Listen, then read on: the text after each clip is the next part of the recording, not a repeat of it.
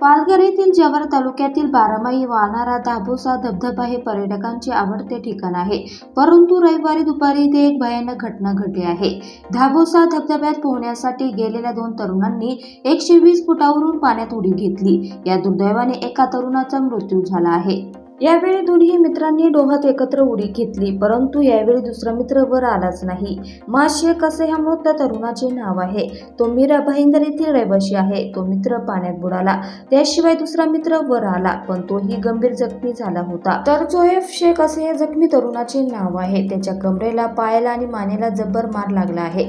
जोएफला उपचारासाठी रुग्णालयात दाखल करण्यात आले आहे. याबरोबर पोलिसांनी दिलेल्या माहितीनुसार पालघर जिल्ह्यातील जव्हार तालुक्यात असलेल्या धाबोसा धबधब्याजवळ मीरा भाईंदर येथे राहणारे 3 तरुण रविवारी आले होते. कदाचित हे जण नौके असल्यामुळे त्यांना डोहातील पाण्याचा आणि डोहाच्या खोलीचा अंदाज आला नव्हता. तिघांपैकी 2 तरुणांनी धबधबा सुरू होतो तिथून थेट पाण्यात उडी घेतली.